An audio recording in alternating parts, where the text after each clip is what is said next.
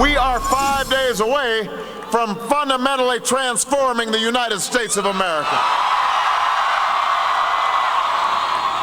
That was then Senator Barack Obama promising his supporters that a vote for him would be a vote to fundamentally transform America. He has since said that wasn't the message he was trying to send. But some new Fox polls today show voters think he actually is changing the nation, and not in a good way. 68% of voters now say they are very, or at least somewhat, concerned that the president's executive orders are having a major impact on our system of checks and balances.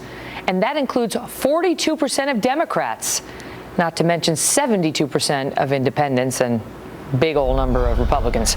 Chris Stirewalt is our Fox News digital politics editor, someplace in the high 90s. But 42% of Democrats and 68% of the country concerned that he is altering the system of checks and balances. What does that tell you? Well, he is, so that's someplace to start.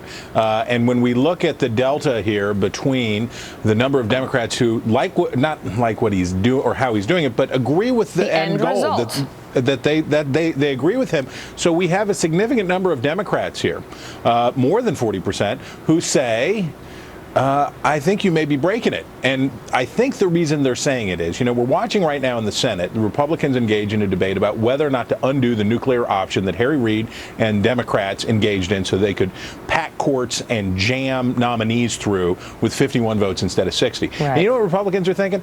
Well, maybe not. Maybe we ought to hold on to that. Maybe that would be good to have in case they get a Republican president. That's right. It's a real test for them. Exactly. But as Democrats think about that, you know what they're thinking about? If you're a liberal Democrat, you think, if President Obama has set this new standard, if I've set a new standard about what executive authority is and how I can change the law, if you're a liberal Democrat, you think if Hillary Clinton gets elected president, what could she do for Wall Street with the power of a pen?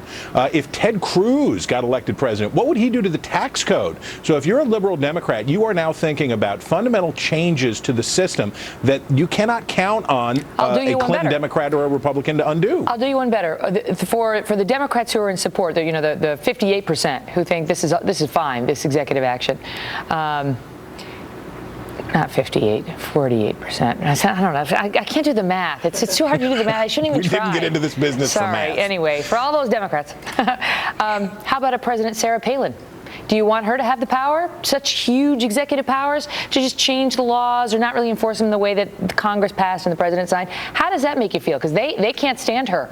So you know what? Someday somebody's going to be in that White House who they can't stand. And the absence of saying anything now is going to come back to haunt them. And guess what? We spent the first, 5 years of the Obama presidency in which the answer to all things involves some recitation of, well, Bush did it, and so we get to do it too. Executive power never walks backwards, or very seldom in American or world history has executive power ever walked backwards. It marches forward, and you can bet that the next president will say, well, yeah, what I'm doing may seem unprecedented, but President Obama already wrecked the car, so if I jam it a little further in the ditch, who cares? That awareness grows. People become increasingly anxious that when you get past the point of a constitutional crisis and you get to the point of constitutional irrelevancy, and that's a bigger deal. And that's why when you drill down on some of the numbers, President Obama's executive orders on immigration, 51% actually disapprove and 43% approve.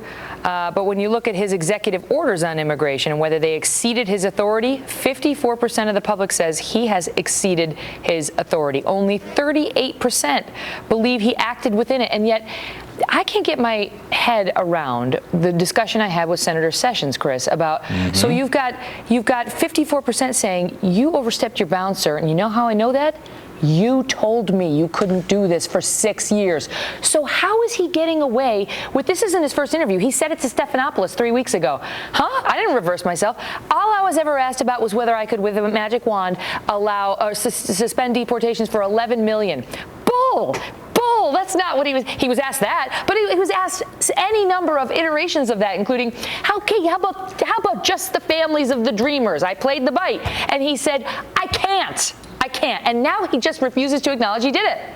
Well, to be fair, Counselor, he ain't exactly coming on the Kelly file. And for the president, frankly, if you Jorge Ramos gave him a pretty tough time. He tried. Jorge Ramos really tried, and did. That's why we had to speed up the clock, because every time he tried to interrupt the filibuster, President Obama was not having it.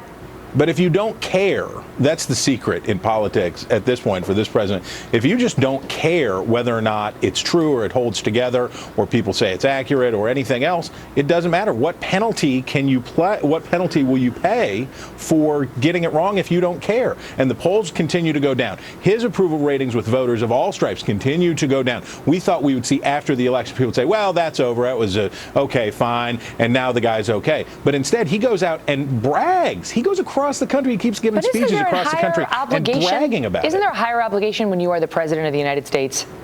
Look, we have a continuum stretching back to 1789 that's a handshake deal with George Washington, 1 to 1 to 1 to 1, in which these guys say there is something else going on here about what I can do. There's also a question of what I should do.